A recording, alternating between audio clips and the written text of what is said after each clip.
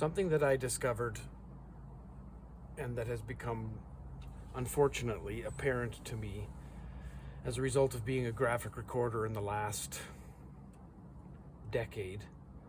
Well, in addition to, and this is, might seem strange or it might be inappropriate.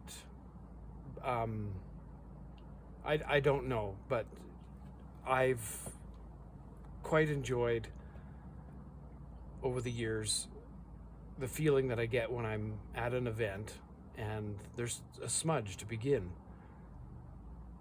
When I smell it, it makes me feel like I'm in the right place at the right time with the right people doing what I'm supposed to be doing with my gifts and talents. And that's a good feeling. That's a good thing to be addicted to, as opposed to not having that feeling, to having anxiety about what you should be doing. Anyways, so here's a white guy standing out on his porch trying to keep his own poorly executed smudge going.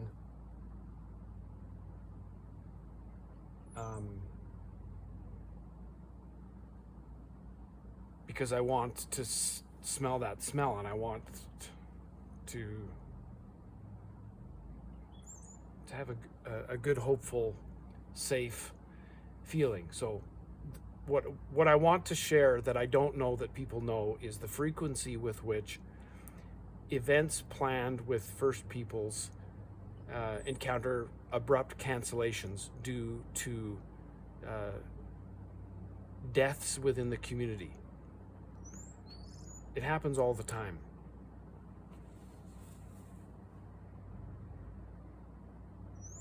So why I'm aware of this now is I get invited to participate as a graphic recorder on reserve or wherever.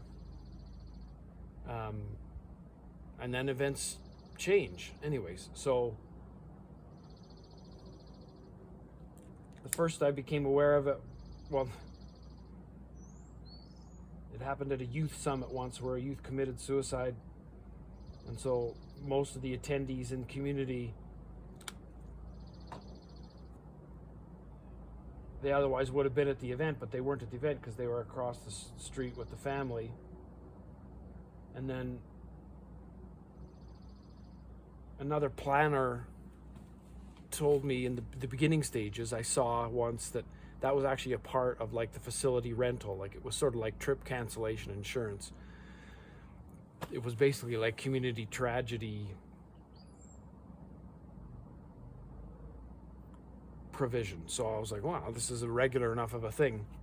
Another event I was at, I was setting up my boards and my easels, and there was this stand that was perfect for like my laptop and iPad, my felts and things. It was like a coffee table size. And I said to the organizer of the hall, I was like, this is the best little table ever. It's so perfect. And without much, she said, oh yeah, we use them for the wakes. We use them for funerals to put the casket on. I'm like, of course you do. And you don't put them away. They're just out. And then most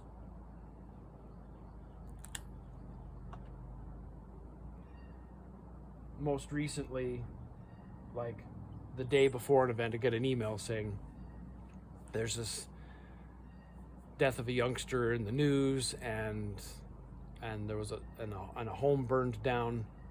My point is,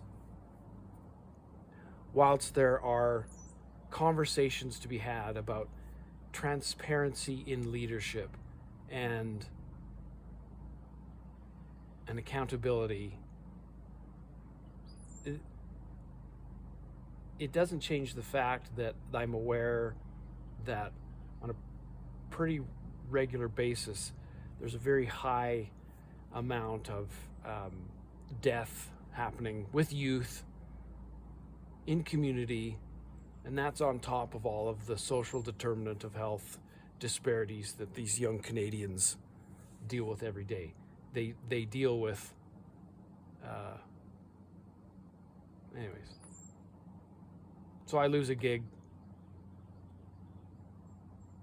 I won't get a paycheck.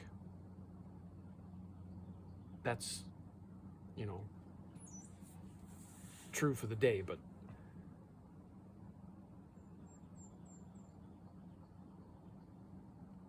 it's just another dead, missing, murdered Indigenous young woman.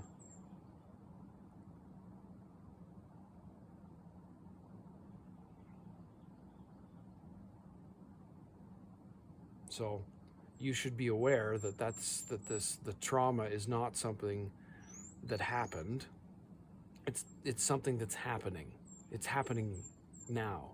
There's youngsters who, in addition to all of the things that youngsters have to navigate at the best of times with coming of age, with themselves and the growth and development and their attachments and their talents and purpose, and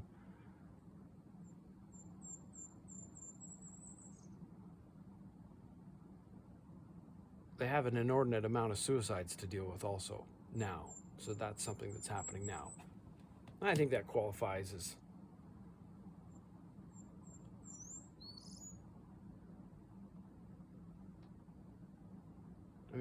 in this case, I don't know whether it's a suicide. I don't know whether it's a foul play. It's definitely foul play.